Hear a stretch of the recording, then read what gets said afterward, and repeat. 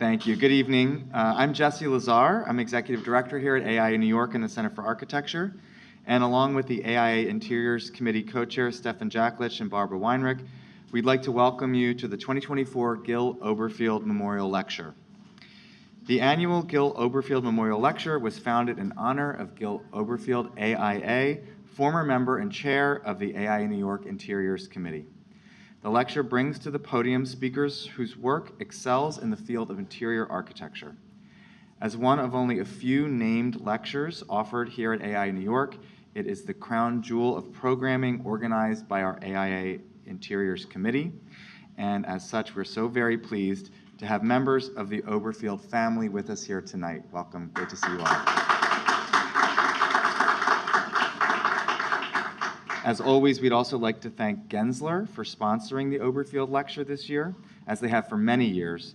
And we also welcome Gil's colleagues from Gensler who are here tonight with us as well. This year's lecture will feature WORKac, and I'm going to invite AIA New York President Greg Schweitzer to the podium to introduce them. Thank you.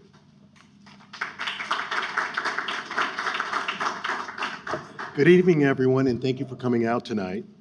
We're thrilled to have Dan Wood and Amale Andraos, the co-founders of WORKac, here with us tonight. Founded in 2003, WORKac believes in the power of architecture and design to engage environmental and social concerns to create new possibilities for the future. Their work throughout the U.S. and around the world emphasizes a deep engagement with local cultures, climates, and histories. Their focus is on public, cultural, and institutional projects that reinvent how we live, work, learn, and experience the world together.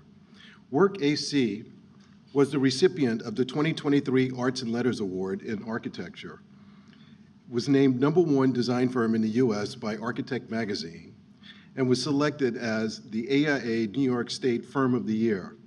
This practice has achieved international acclaim for projects such as Edible Schoolyards in Brooklyn and Harlem, public libraries in Queens and Brooklyn, the Blaffer Museum expansion and renovation at the University of Houston, the Miami Museum Garage, the Student Success Center at the Rhode Island School of Design, and 2 community centers in Mexico City in collaboration with UAI. So, current projects include Beirut Museum of Art, a new cultural center in Muscat, Oman, the Sibley Dome Renovation at Cornell University, a public library for Boulder, Colorado, a strategic plan and series of projects for Vassar College, and multiple renovations at Packer Collegiate Institute in Brooklyn. Tonight, Amale and Dan will present their practice, recent work, in a lecture entitled Buildings, People, Plants.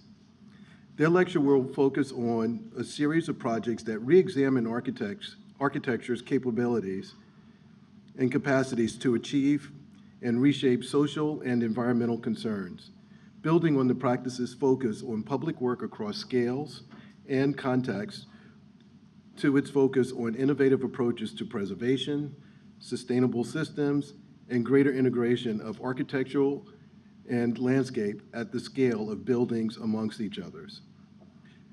We are eager to hear Dan and Amale's discussion tonight about their practice and their vision for the future of architecture. So without further ado, please join me in welcoming Amale Andraos and Dan Wood from WORKac.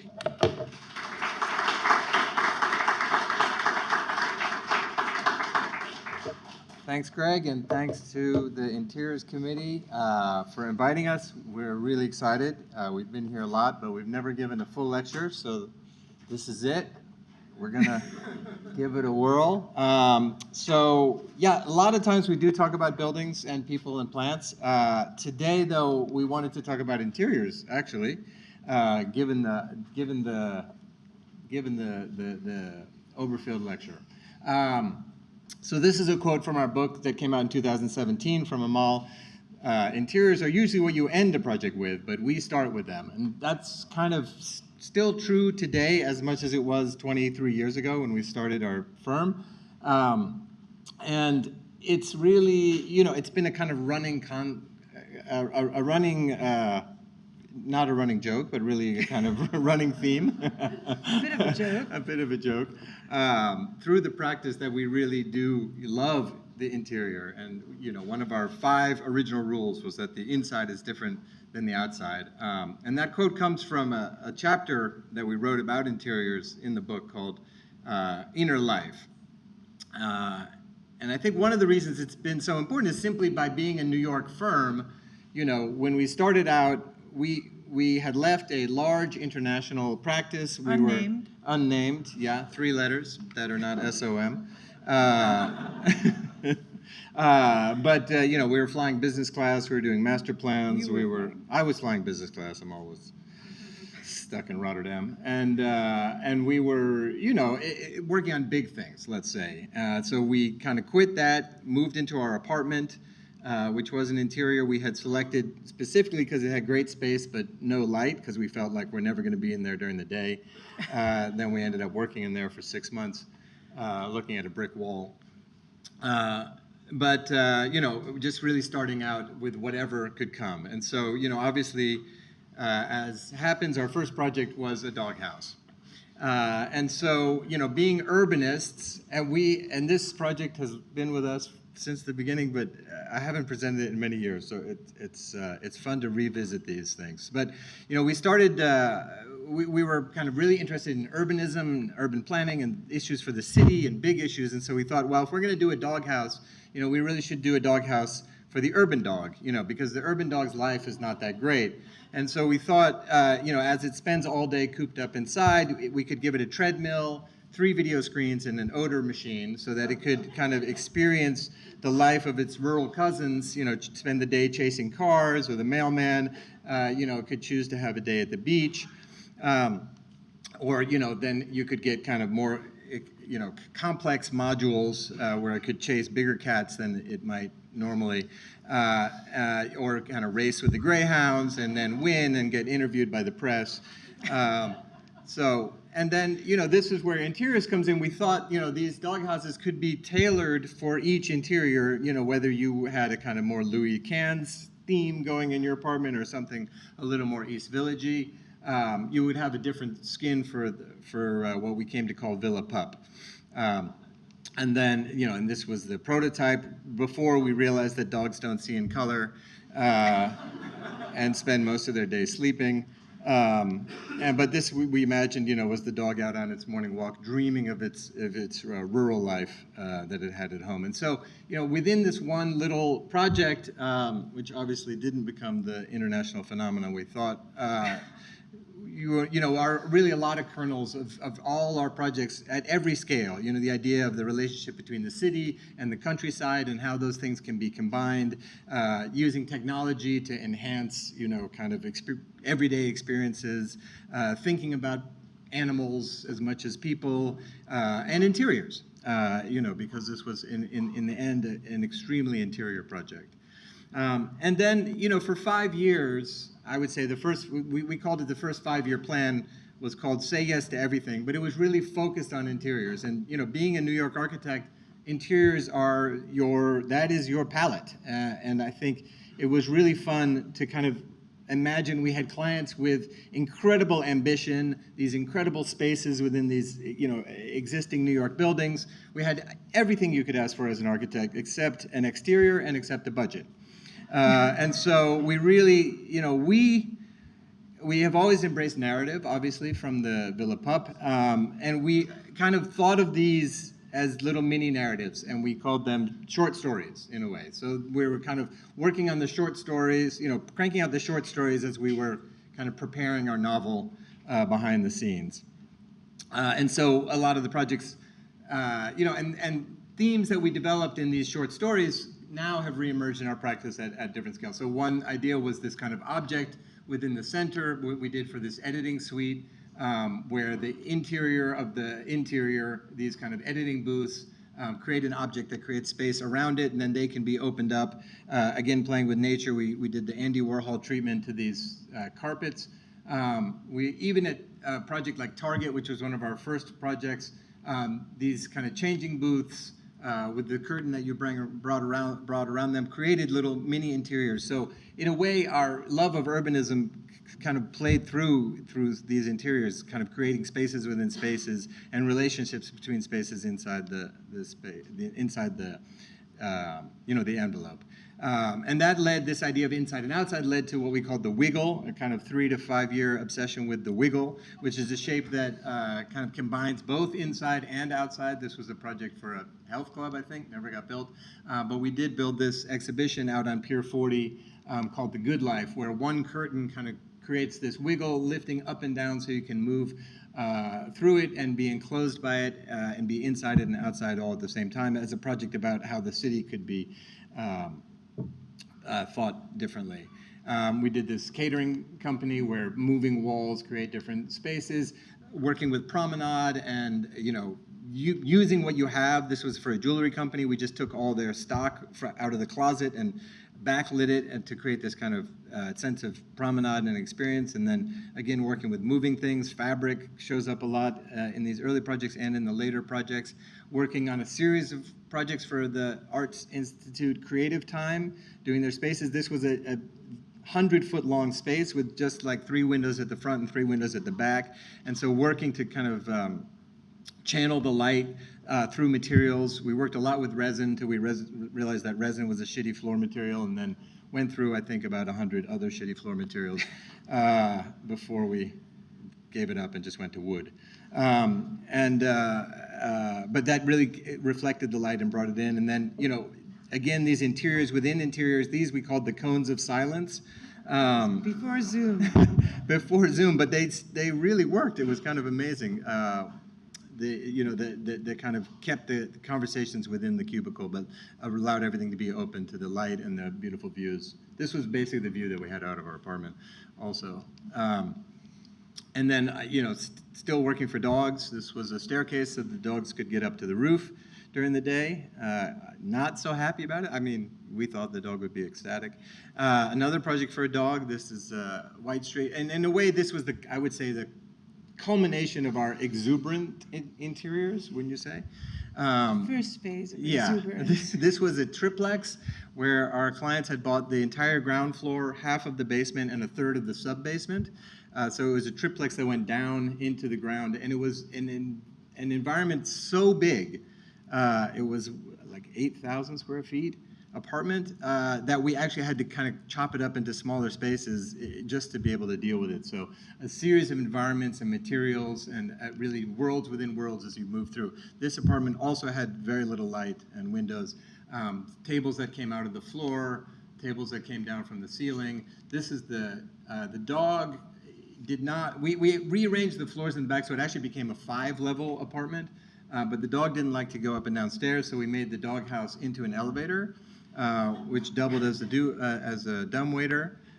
This was the cousin's sleeping loft, so even the cousins got a little spot in this apartment. And this is the tequila nook, of course. I mean, every project needs a tequila nook, where we were pissed off at the developer and stole another section of the sub-basement for this tequila nook. It's about 5'6" high, so you can only sit in there, has no light, just a little sliding door or window where you ask your children to bring you ice. And this, and then this is our 5-year project with Diane von Furstenberg to renovate the 3 existing buildings into her headquarters in the meatpacking district. This is a recent photo of the project. Is still there, still going strong. Okay, we're done? No.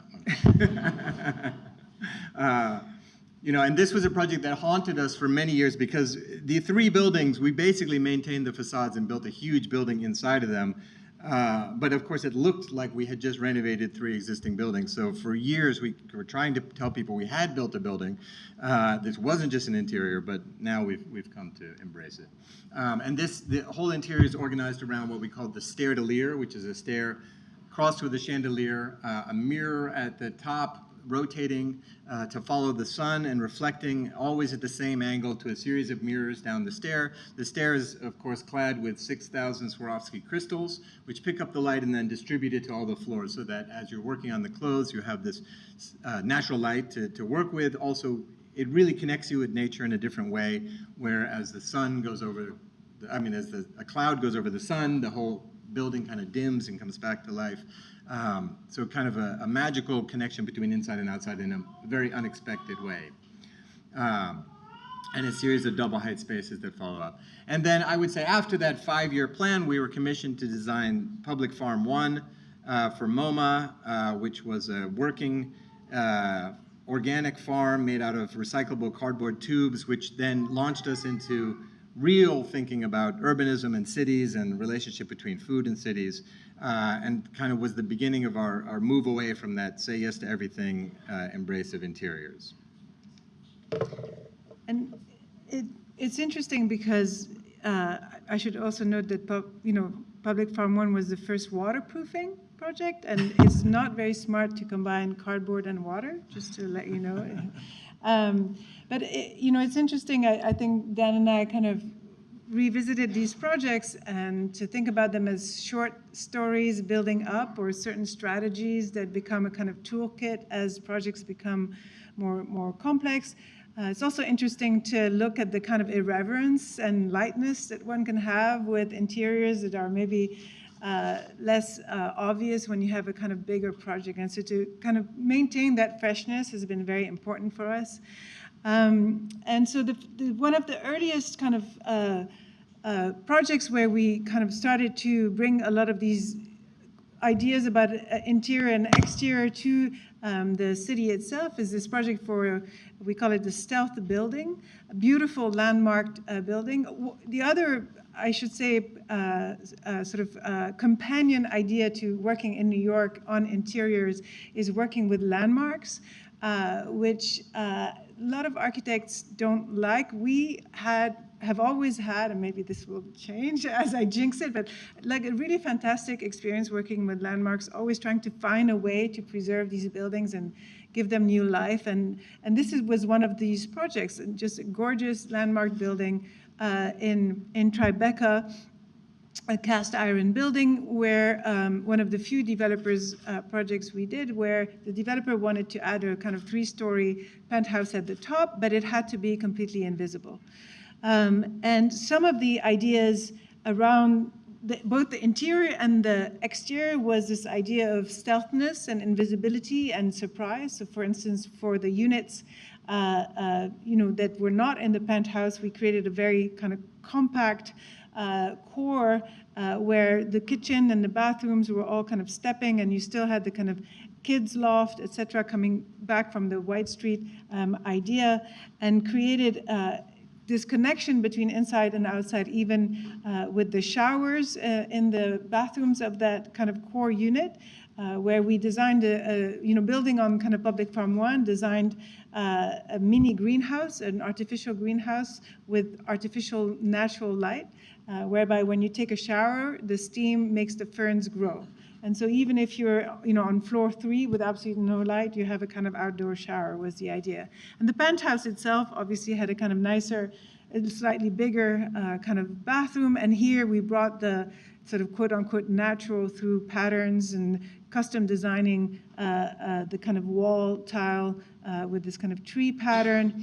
And going back to this bigger relationship between inside and outside and the city was this idea of stealth in relation to the penthouse. And here, working towards kind of getting landmark approval, we realized, that we really needed to create an addition that was, almost invisible, almost like a kind of view, a shadow. So from here, you would not see anything that would be a kind of cast shadow from the bulkheads and the profiles of the adjacent buildings. And so this gave us the kind of profile of the penthouse, quite invisible from the street and recessed, again, creating this kind of outdoor zone for the penthouse, and a very kind of contrasty intervention that is very contemporary, very expressive, but also is invisible and works with the kind of sort of lines of the buildings adjacent to it. So that's the kind of top penthouse with a little inner garden. And, you know, again, building in these moments of planting is this idea of turning the bulkhead, the elevator bulkhead, which we needed to keep, into a bathtub, hot tub, where the water is filtered through the plants, and there's a kind of system between the plants and the tub itself. And here you see the kind of folded plane on the inside. You know, for this particular project, the materials were quite simple, and it was really just a kind of spatial expression of this penthouse, and trying again to maximize natural light, which I think is, I mean, New York is incredible at training you to do that, given the kind of limited entry points for light. So working with translucent glass along the stair to bring light downstairs. And then, again, looking at how lights comes down to these kind of showers with the mini greenhouse and the ferns. And finally, and this is not so much an interior intervention, but it almost feels like a kind of it's decoration of buildings. The capitals were missing on the facade, and since we couldn't find any sort of historical documentation for them, Landmark said, you know, you don't really need to replace them, just leave it as is. But we instead invited Michael Hansemeyer, an artist who kind of scripts these amazing kind of columns, and asked him to design a contemporary 21st century Corinthian capital, which he did, building on all of the different capitals in the neighborhood.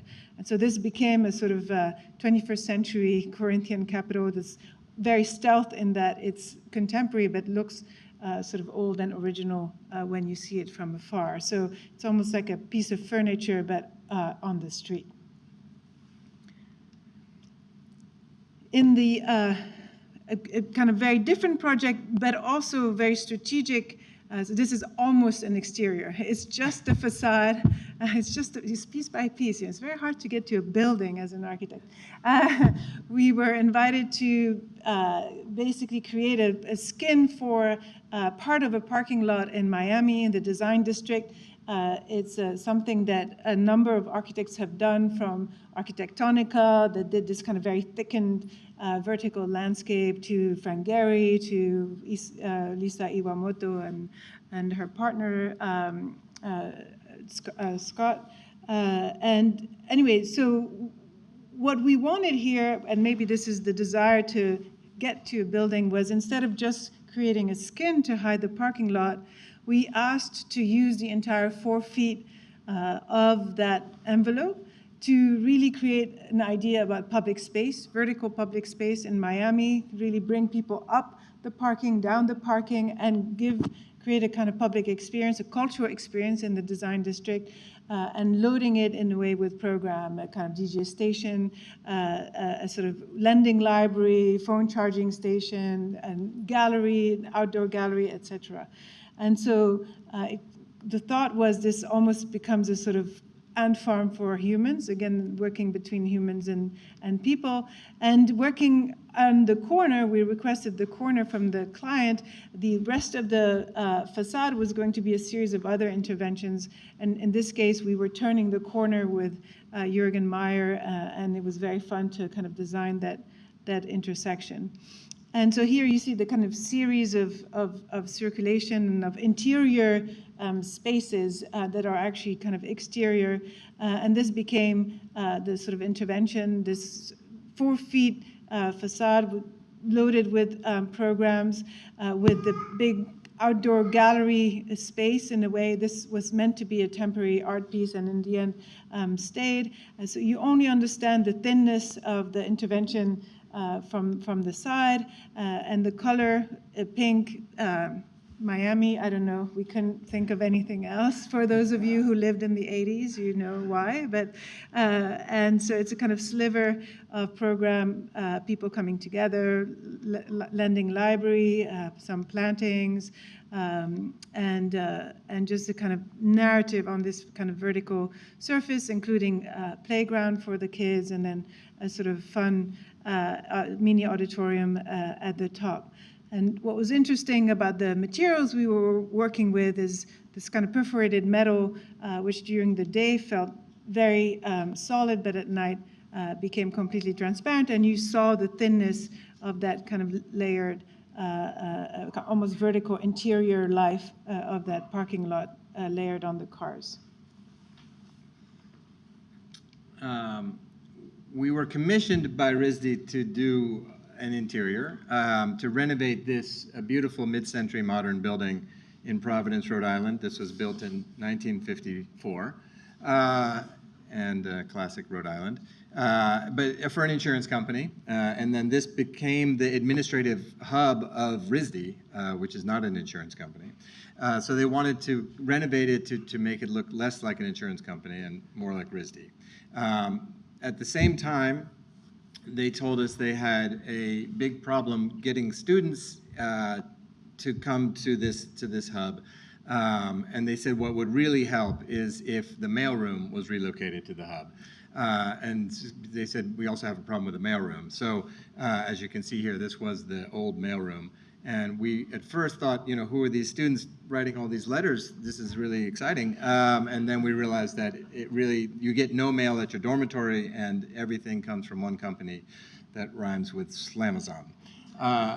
And so we basically, you know, proposed the interior renovation of the insurance company building, but we said, you know, this mailroom, you know, if we try to squeeze it into this space, which also is going to have the registrar, career services, you know, 2 auditoriums, a gallery, all this other stuff, you know, you're just going to end up with the same problem. So we said, you know, who's using that parking lot on the back of the building? And they said nobody except the president of the university. And we said, oh, that's great. So we'll take that.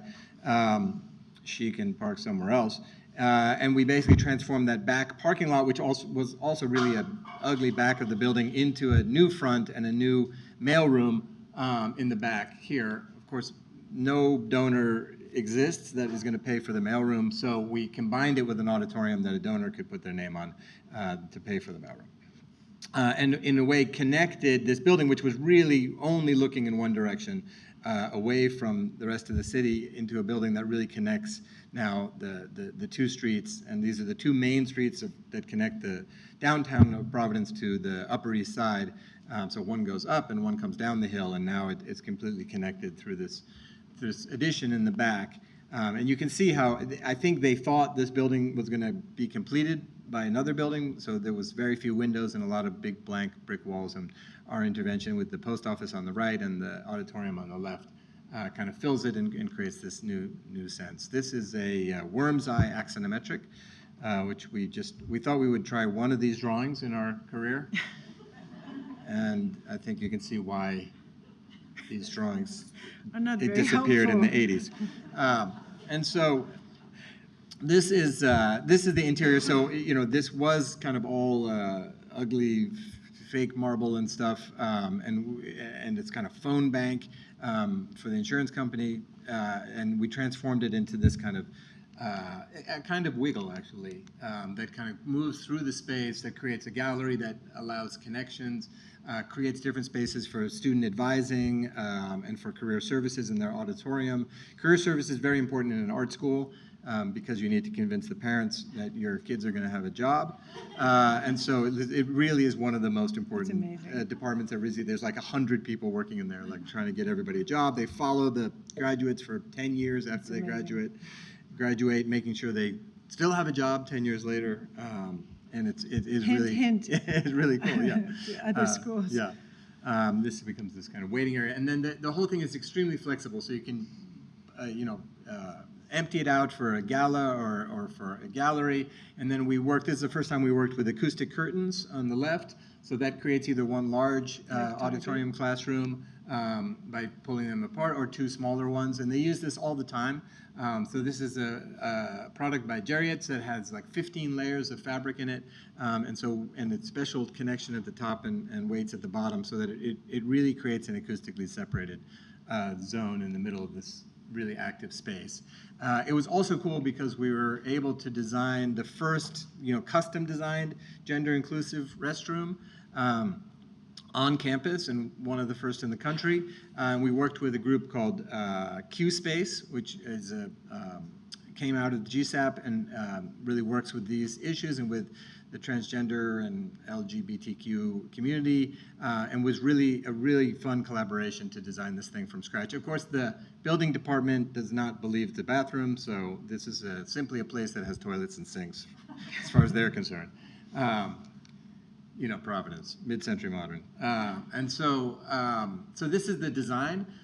So each stall has its own shape and its own color tile, and then each one has a small, it doesn't have its own sink. It was really important to QSpace to that the sinks be communal and all together, so that when people come into the space, they don't, you're not just into an empty room with a bunch of doors, but you have this sense of what is, you know, the community and coming together. But each of the stalls does have a small mirror and a shelf, so you can kind of, you know, take a moment for yourself before you go out into the communal sink. And the sinks, oh no, we don't call this the Sinkorama. Sorry, that was a previous project. But we used every sink shape in the sink catalog. So we have like a janitor sink, and we have. That's because we gave up on designing actual sinks. Yeah. Oh yeah, we tried designing actual sinks, which is, if anyone's done it, is like, that's just a thankless task right there. Clients are still calling us, like, still splashing. And we're like, yeah, buy a sink. And then, so every sink in the sink catalog all together. This is RISD students on their day off.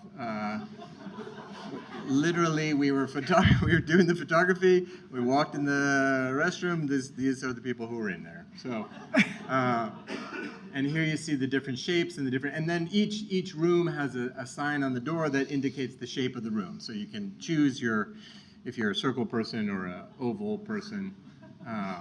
And yeah, yellow bathrooms. And this is the mailroom. So it was also fun to get into the system of the mailroom. So basically, this is a tiny school with 2,000 students, but it still has 6 deliveries a day from DHL and Amazon and UPS. When the truck comes, the staff gets an alert. The truck is there. They come. They scan all the packages, which matches the names on the packages to the list of students. You get a text that your package has arrived. If it's food, you get a countdown clock.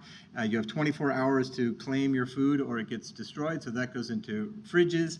And then it's all stacked up here, and there's a little desk where you show your text. You get your package, and then we have a little unboxing area where you can take pictures of all the stuff you bought. And then, because it's RISD, everything gets broken down, so there's a whole series of recycling areas where the cardboard goes one, the styrofoam peanuts go somewhere else, the other waste. And then other classes come, so there's a class that only does cardboard furniture, for example. So every couple days they come, collect the cardboard, and turn it into artworks. And so the whole thing is a kind of ecosystem. And here you see it in action. Also fun to work with, like a big lift. There's all the packages. They all have the same logo on them. There's the unboxing area. And then this is the auditorium that paid for the mailroom, which can become a gallery. It has this big window that can either be open to the city or closed. You can put these curtains to kind of change the sound a little bit, and it kind of broadcasts the school from the inside. Really becomes part of the city.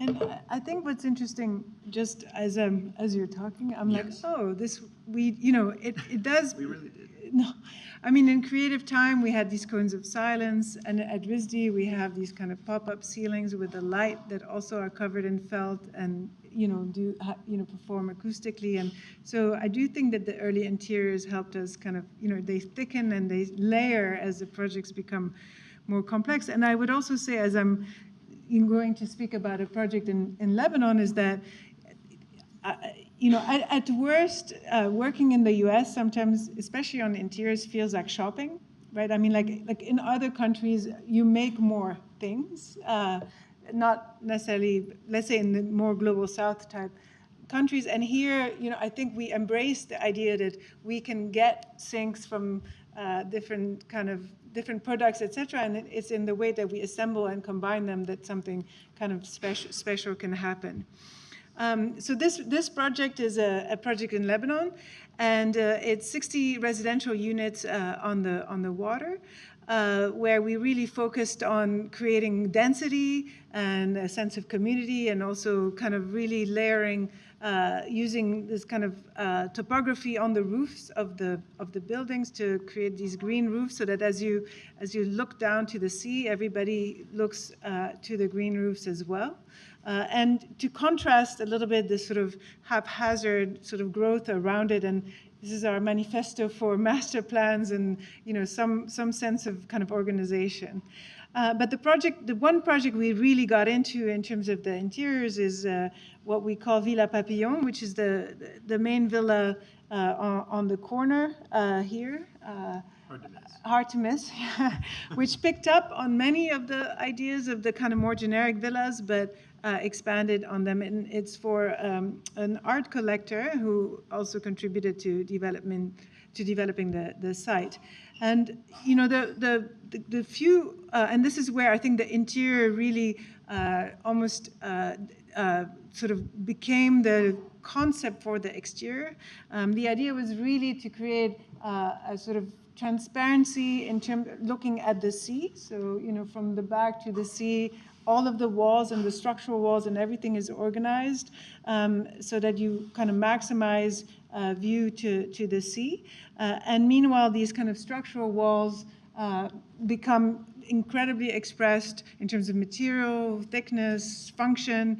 All of the mechanical systems are actually moving through the walls, heating and cooling, as opposed to the ceilings, to maximize the ceiling height while minimizing the height of the overall house, so that we wouldn't have the neighbors, you know, having to stare at an overly tall house.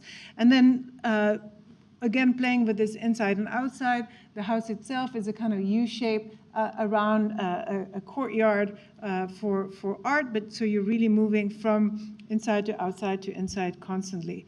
And we had a lot of fun, not only conceptualizing these kind of structural, almost material walls, including the main stair, but thinking that the sort of bathrooms in that villa would be very, very special, incredibly dense in terms of materials, and almost like little jewels within that otherwise quite open villa.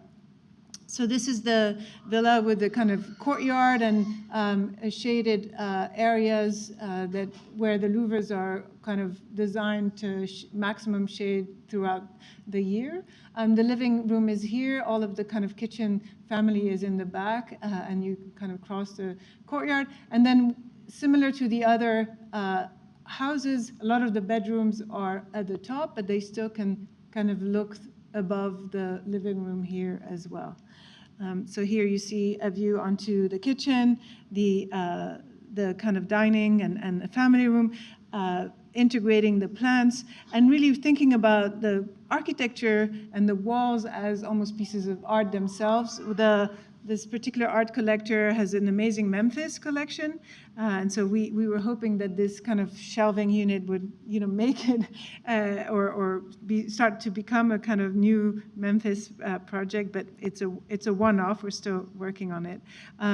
But these renderings, which are very rough and unrealistic, help us nevertheless immediately think about material, the super yellow intense stairwell, the kind of red and wood, very complex shelving, the blue marble, almost sea-like sort of wall dividing the dining. And so this is the final kind of space with the stairs on the right, the kind of TV shelving on the left, and then this idea of the kind of deep blue wall for the dining room became this wall, and thinking and integrating the art as well. So it's, you know, and I think this is one of the few clients that with whom we were able to really go very excessive in terms of the colors and the intensity, where the architectural surfaces are themselves almost like kind of art pieces. So here's the living room, and then so just really cool furniture. I mentioned the walls acting, so all of the kind of heating drop and cooling drops from here and from here. So it's like a, you know, kind of circular system. And then the kind of view on the pool.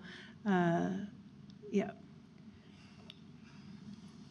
This was a COVID project. We did not design this building. This is one of Hans Hollein's last buildings.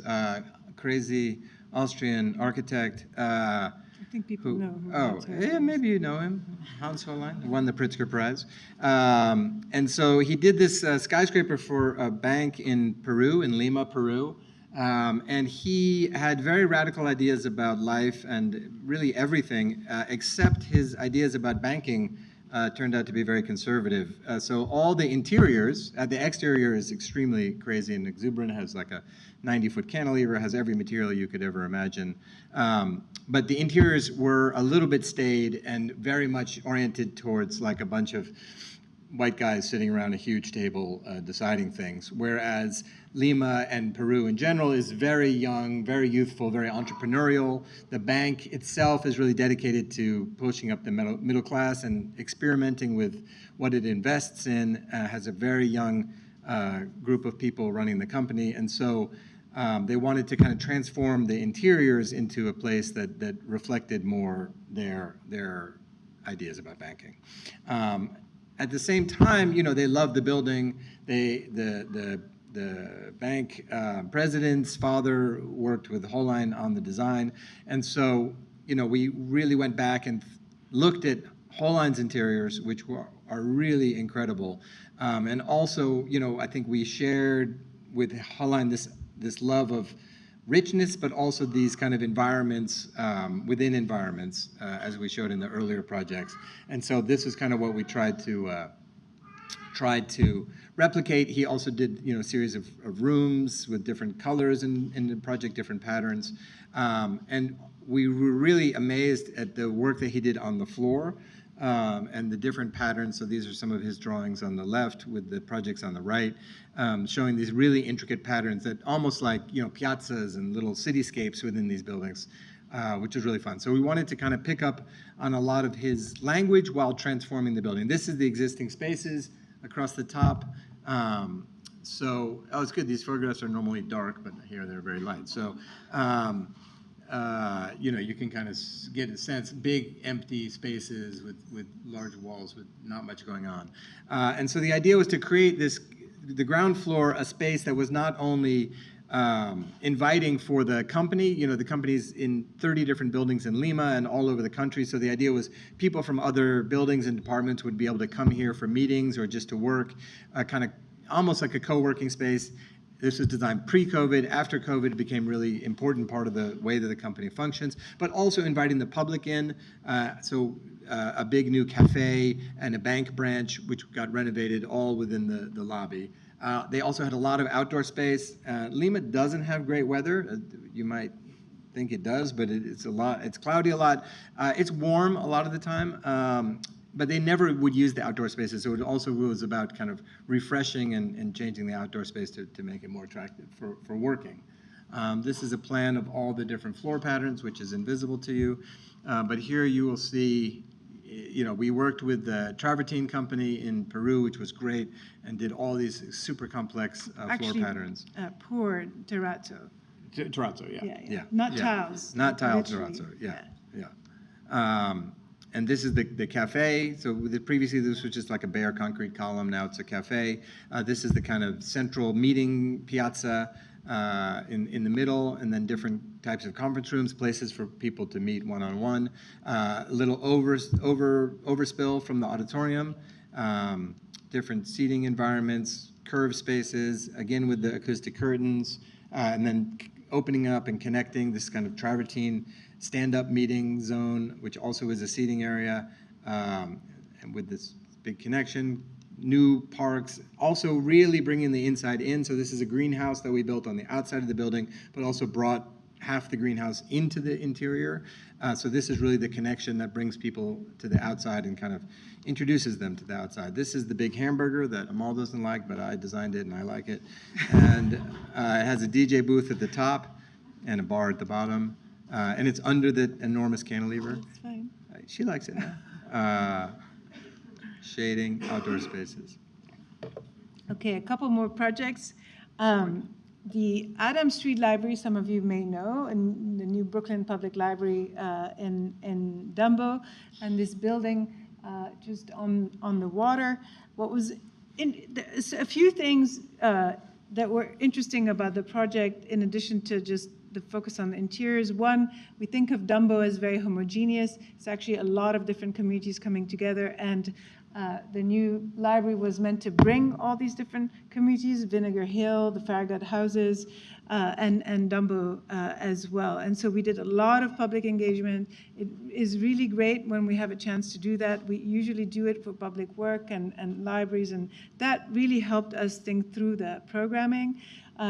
We wanted to maintain some of the patina that's disappearing in Dumbo, and in particular loved the ideas of kind of the big signs on buildings that used to speak to kind of, you know, industrialization and making, and so these sort of ideas came together both in terms of the program, the signage, the big kind of manifesto about publicness on the first floor for this library. We worked with Linked by Air on this graphic, replacing all of the windows to create acoustic separation. And then as a result of these conversations, and maybe similar to some of the kind of earlier project, the kids zone becomes this kind of object in the middle of the space, slightly elevated to allow kids to have incredible views. And then mostly, you know, having open space all around, but using the ceiling and the heights of the ceiling to create the different zones. And so this is the sort of what we call the object in the middle, with parking storage for the strollers, very important for a library, and then using really the ceiling, as I said, as one layer to hide all of the mechanical systems. And then in this case, whereas on the outside the bricks were already painted and we got to repaint them with the big sign, on the inside we were able to preserve the patina, and working with the building department also were allowed to expose the timber beams and, you know, consider them, you know, fire rated enough, let's say. And so all of the lighting and the mechanical systems come from the kind of the suspended ceiling. And so this is the kid area. You come in, it's like a whole other universe. It's slightly elevated. It's very colorful and playful. And then they have these different views, and the objects is sort of perforated, so you get this layering to the water as well. More and more, we're trying to really celebrate accessibility, and so the ramp is, you know, crucial to the whole project, and it's kind of amazing that the kids also burn steam going up and down this ramp. And again here, working with Linked by Air on the graphics. I don't know why we ended up with fish, but it works. The kids, river. The river, yes, now I remember. The curtains are also acoustic and allow for the teen area to be slightly separated. You know, the kind of suspended ceiling, you know, has these odd moments of intersection with the existing, or, you know, the object creates these very, I think, fun moments. And we worked with, we wanted to kind of bring down the scale and really have a kind of material, a specific material quality for the object. So we CNC milled this kind of thin pattern. It's almost pill-shaped, but very thin, onto the surface of the wood. And here again, you know, working and learning from RISD, all of the bathrooms are gender inclusive with, you know, again, you know, different tiles, very inexpensive, different colors, and really combining them in sort of interesting ways. All right, we're going to end with a couple new projects. So we've been working with Packer the last couple years. It is a series of buildings and a church or two, kind of all combined together to create a campus for this K-12 school.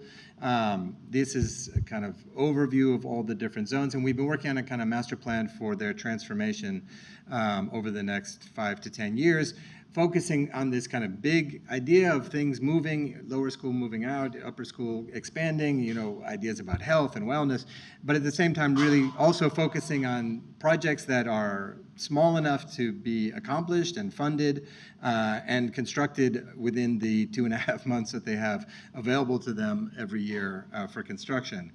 So it's been, you know, a kind of really fun project where we're working at extremely small scale in some moments, and then these kind of really big strategic ideas, and also the, you know, just the kind of technical kind of non-stop of how to get these projects built in the summer, and then kind of everybody breathes a sigh of relief in September, and then October you're like right back in it to get all the drawings done. And this is just some explanation of that. The first project, which we finished last year, was for a collab space. So this is a collaborative space. Students are now working together much more than individually. They wanted a space that was not as quiet and formal as the library, but not as loud and crazy as the student commons. So a kind of collaborative space somewhat in between. We also renovated the director's office. And so in that sense of kind of coming together, working together, we kind of created a circle within the historic building, and then a series of niches of different ways of meeting around a round table, in a Gothic nook, at a desk, in conference rooms, at a stand-up table, and lounge furniture, kind of all around the perimeter. We opened up some of these party walls, which were never really meant to be exposed, but kind of give this really nice texture and this sense of the historic intersection between two buildings. There's a little window into the library where this girl is like wanting to come in on the right, and then some more traditional spaces, and then renovating the space for the director. Taking these kind of incredible little moments. This is the Tiffany window in this corner that nobody really remembered was there, and that becomes a little space for one person to work. And the last project, and this is, I think, and maybe to conclude, I do feel like the work is, and you all know, right, it's more than the actual project. It's the relationship, it's the, thinking about the institution and thinking about how everybody comes together in different ways. And for me in particular, it's been really fun to work at Cornell for the College of Architecture, Art, and Planning, and not be dean, work as an architect to think about their coming together with architecture on one side and planning on the other, and how do we sort of come together. And so we have been asked to renovate the Sibley Dome, which is really the kind of central piece of the college, which you see here, which used to had many lives from a library, right, so from an auditorium early on with this kind of mezzanine at the top, always a flat floor with just a raised stage, to a library which was loved, but not incredibly dense, as you can see. And of course, the kind of COVID despair of kind of Zoom screens and bad acoustics, and yet an amazing space. And the challenge was, in most architecture schools, there's a lack of space. There's a desire to launch new programs, and so all these things came together, and we were asked to think through how to, fill the mezzanine without filling the mezzanine.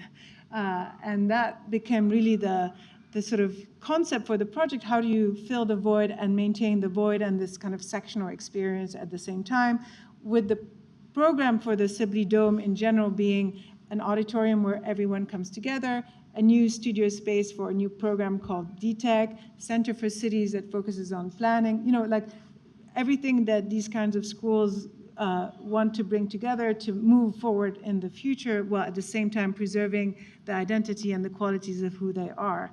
So a lot of the project became about this insertion of this auditorium into the void while maintaining the void, and what is the exact shape that allows you to both occupy that void and maintain the section, which you see in this diagram. So inserting the auditorium while maintaining the kind of continuity of the yellow and the visibility. And so this is the section of the project with basically the kind of design studio here, the new Center for Cities here, the main auditorium, where everyone, the entire college, comes together under the dome and kind of looking at the sky, but also being able to look from the sort of the second floor all the way through and discover these kind of new windows, or these windows which are not very visible currently because you only have a single space. So suddenly you have kind of multiple spaces, and including being, we kind of are proposing to open up new windows on the back facade and working with ILPC, the kind of Ithaca landmarks there. So this is the shape that we ended up with for the auditorium. It's about 100 people. The shape itself really works with the existing structure to kind of slip through this 100-seat auditorium. And somewhat similar to Packer, we have these kind of nooks all around here that are the urban commons, which is one of the kind of key sort of new constituents, let's say, at Cornell. And so this is the dome suspended with kind of the view all the way down the urban commons. And here you see the kind of slight lift, the 100-people dome, and kind of being able to see through. These windows are amazing. Oh, you can't see them here. Okay, and so a lot of the, a lot of it has been about the geometry and, creating a disc that almost slips so that you don't feel like it's sitting on the floor, but rather is filleted so it almost slips through. And then here is what I meant by, emphasizing the windows instead of just looking up. And then when you look up, having a sort of dialogue with the new shape of the urban commons and the windows above. So this is the dome. It's almost like a kind of mirror image where the seating mirrors the kind of dome above. It's hard to, speaking about materials, it's hard to, and acoustics, it's hard to create an auditorium that is an egg-shaped, which is what this is. And so we're really working with Cerami on using plaster, acoustic plaster, discovering that the cast glass is quite good for refraction, and really layering, so the material layering also work acoustically. And here, just the kind of second floor with the studio, the double height, and then the Center for Cities in the back.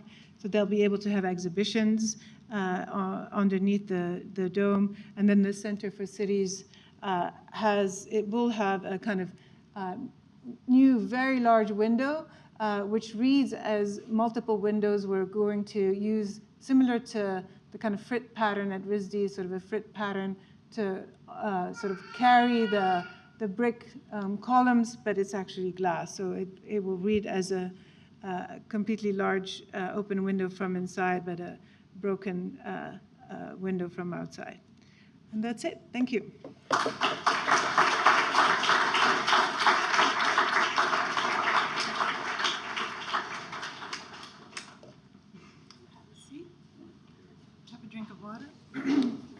Hi, everybody. My name is Barbara Weinreich, and I'm one of the co-chairs of the Interiors Committee, along with Stefan Jacklich. And we're going to do a little bit of moderated discussion and open it up to the audience for questions. First of all, I'd like to acknowledge that a year ago or so today, the Oberfield family couldn't be with us because a birth was going on. And I give you Ruben, who I think, given his exposure today and his vocalizations, he's bound to be the next architecture critic coming down the pike. So anyway, we're very happy to have you all here today. So I just want to start out by saying I was very interested in the fact that you said world within worlds, right? And that really the idea of interiors, or the idea of design in general, is starting with the one-on-one space or the personal space, like the pavilion or whatever it was called. And then, you just expand that idea to be any space can be broken down into smaller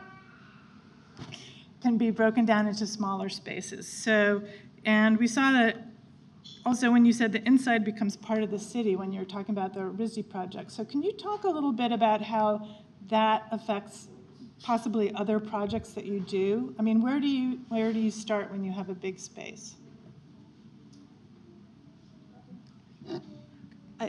Oops, good luck. Can you hear me? Yep, you're good. I think that the discipline of thinking that way, or making sure that you're always already thinking about the interior, for us is important because it forces an idea about compression and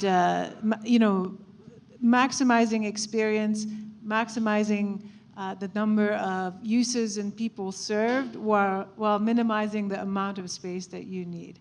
I always, and just to tie it to issues of environmental sustainability, or how is it great to build like a LEED or high performance building that is twice the size that that you might need, and so I think compression works both in terms of architecture, in terms of experience, as well, and making.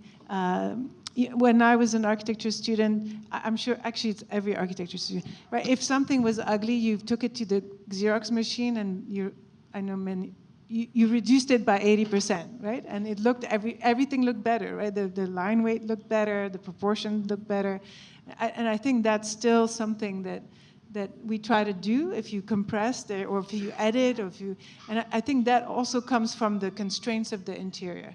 And this idea that you can always do more within a limited amount of space, or articulate ceiling heights, and so we do carry that, I think, to the kind of larger exterior projects that we are working through. And I would say it's always the same idea as whether we're working at a very small scale or whether we're working at a large scale. Right. I mean, even in the Brooklyn Library project that you showed, the fact that the children's space was a focused space within, which then controls the rest of the space, right? I mean, it defines the perimeter, but going into that space, it's a whole different world. It's a whole different world. It's made for them. It's slightly elevated. They have views. It's more compressed. They have privacy, but there's still connectivity, Yeah, we don't tell them that they control the whole space. But even the furniture was scaled. Yeah. I mean, it was like adult furniture scaled to children's size. And what's amazing, I think, is that is a 5,000 square foot space. It is really tiny. Most of BPL's branch libraries are 10,000 square feet. So it's very high ceilings. So that also helps. Right, and you create more space by creating spaces within. I also love the fact that, Amale, you said it was fire rated enough. Yeah, I mean, it's like people are like, hey, we're going to build out of timber, but if you have timber already, you got to, finish it. Like, no. Great. So I'm interested in the fact that a lot of your work is very interior. What kind of projects are there that you're hoping to do, or that you would like to do in the future that expand possibly out of that? What would you like to have somebody offer you? Let's put it that way. Let me see, a whole city, no. Well, we're working on larger projects right now, and we are just completing a library for Boulder, Colorado, a public library, and I think again, I think it's been exciting to think about questions of inclusivity, accessibility, differentiation in terms of scales, and I think libraries need to serve so many different functions. It really is exciting for us to think about, and we just love thinking about libraries. So that's one that we'd love to continue doing. We're just completing another large project in San Francisco for a new office space in Mission Bay. It was interesting for us because we were not asked to design the interiors. It's a sort of, they're looking for a tenant. But I feel like what we ended up doing was actually articulating the exterior to have these little rooms that we designed using landscape, and I think it's similar with the Beirut Museum of Art, where the interiors are incredibly generic, honestly, it's also a budget strategy. You don't have to over-design everything, so it's super flexible, it's just concrete, but the facade is kind of a series of outdoor rooms. So, right. Where we intervene in a kind of really almost heavy-handed way, and where we sort of let go, and I think is also part of the strategy of making sure people feel like they can just take it over. Right. Yeah, I think we have talked and worked a lot with infrastructure, and I think we are really invested in sustainability. And I think one of the great things about working with interiors is that the sustainability question, you know, it becomes a lot easier because you're reusing an existing building, and you know, you're just starting from such a good place. And like, you know, with Dumbo, the train is so damn loud that you know, we had to put triple glazed windows in, and it's like super efficient. But I do think, you know, as we're building bigger buildings, this, you know, bigger ideas about sustainability, I think is what I'm waiting for, like bigger infrastructure. One cool thing, I can't wait, we haven't photographed the Mission Rock building, but it does have a sewage treatment plant in its basement, which I'm really excited because it's part of a 14 building complex, and it's filtering all the water. And for me, that's what big buildings should do. You know, if you're going to build a new building, like, let's have it kind of work to plug out as much of the city as possible. And also, if you don't mind, so I was at the Madam Architect interview that Julia did with you, and it was really kind of spectacular to be in this Diane van Furstenberg space and to look up the stair and to see her at the top of the stair. I was like, is that actually her? It was like she's still. It's like the moment she walks in, everybody just disappears. Like, well, it's like iconic. But can you tell the story of like how you got that job? Because I think that this is really good information for all beginning architects. Not that you should kill yourself like you did, but can you just tell the story of how you got that job by how you presented? It was on a yacht. Yeah. Well, it's a combination of, I mean, it's a combination of the things you do and the things you can't control. So the things you can't control is how she got our name, which is on a yacht by a friend who we hardly knew. She said she was looking for, it was like totally random, the whole thing. And then she calls us up. She's like, so-and-so recommended you. I'm renovating. 12 years old. It was first year. Yeah, it was, and then she remembered she had kind of met us, and we show up, and I mean, first of all, we're super intimidated, and her current space is already amazing, so you have to beat that. She was on 12th Street, she had this like beautiful courtyard, and then there's a huge table with architects' presentations and models, and like all the people who were doing pitches, and we're like, oh, okay. And she's like, I almost made my decision, but you've got the weekend. I know these days it's not good to say that we worked on the weekend, but we did. And we just came up with 3 ideas. They were very strategic. They were very different. We made 3 little models, and she just loved this big idea of kind of this light coming through, and to her, I mean, I think it's also amazing to have someone who's like, okay, I love this, and I don't know, you've done nothing, and I'm, taking a chance on you. I mean, that was amazing. Yeah. I thought that. She also thought we would be cheap, which we were. So. We were very. All right, so I'm done with my notes. So we can open it up to questions from the audience.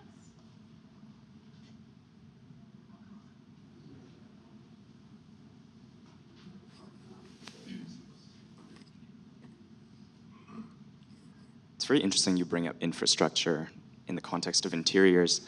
There's something kind of scary about the colors and the dust that collects into like perforated steel. I'm curious how you think through maintenance at different scales, particularly maintenance, because like so much of the memory of interiors is like when dust collects somewhere, and that's where we draw our attention to over the long term.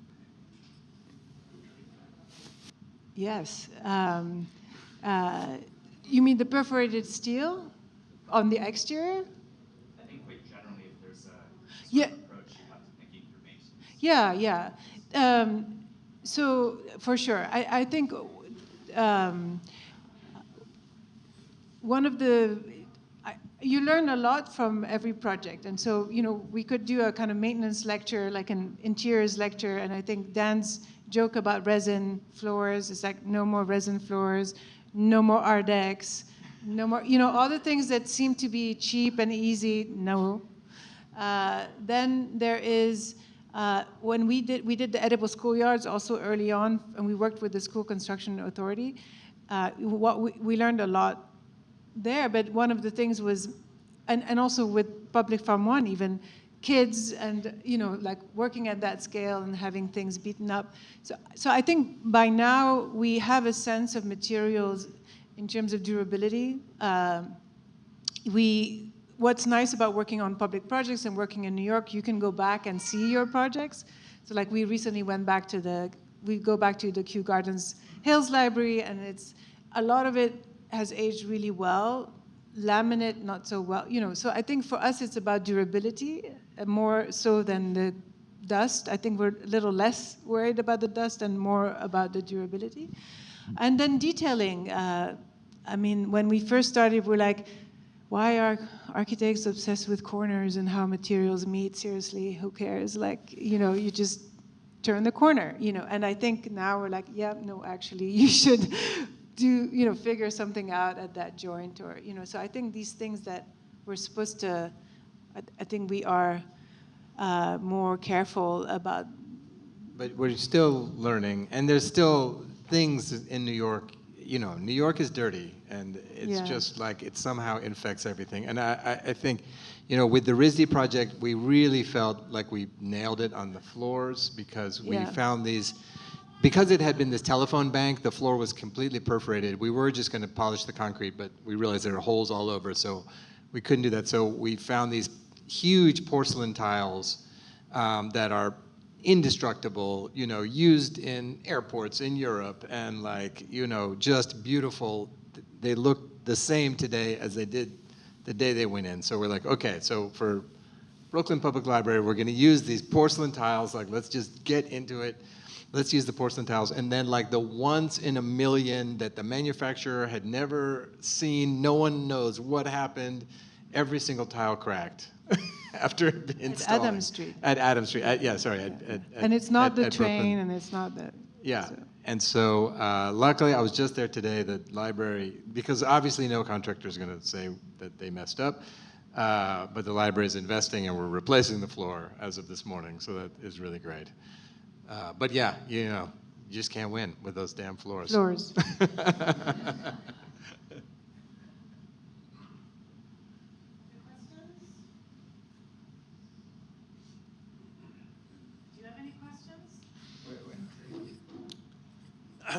Very good to see you. I didn't think you folks would get out of the urban farm business, but anyway, it's good to see. I thought you'd still be in that. I love the fact. Great to see you after the. Love the fact that you talked about a couple of things. So first off, the compactness, but also you said, Amale, designing a city, and also I love the kind of sustainability, even looking at wastewater treatment. So just like a background piece, when the Lenape were here, evapotranspiration over the whole city moved 5 million cubic meters of water. Exactly the same as comes through our wastewater treatment plants. The difference was, of course, that cost 114,000 tons of carbon. We were catching 16,000 tons a day. I'm just curious, I loved your sound buffers and the rest. It once was that the leaf cover, which also actually captures something like a quarter gram of PM 2.5 every year per square meter. I mean, they do a bunch of things. Are you looking down the road of coupling something like the water flow through the city, which happens to be 5 million cubic meters a day, and literally once was the air conditioning, carbon capture, and biodiversity enhancer? It's just, are you sneaking into the basement and sawing those pipes and connecting them back to something else? Anyway, that's what I'm wondering. Amazing. Paul Mankiewicz, everyone, who invented new forms of soil, the Gaia soil, and helped to clean up the river with oysters before anyone else. Amazing. Yeah, I mean, I think, the other thing that we do is the projects that we can't do yet with our practice, we do with our students, and that has been like a 20-year, we started the firm saying we are not going to be academics, we're just going to do the work, we're going to call ourselves work, and then we're going to say yes to everything, and then someone asked us to teach, and we're like, oh, well, I guess we got to say yes to that too. So we became teachers, and I think, we are working through a lot of those issues in teaching, and I think I'm a big fan of visualization, and so for the past 5 years, I've done studios on infrastructure, going through electricity, septic, water, air, wind. We did last year, as a kind of way to like convince the world to start working with us on these issues. But I do think, every building is like a little machine in a little city, and I think, we do love those pipes and ducts, and I think in a lot of our projects, I don't think we showed any, but we're trying to expose some of that stuff to just get people thinking about how their building connects in with the city, how and ways that the building can maybe reflect that back. Yeah, but anyway, yes, come back in 10 years.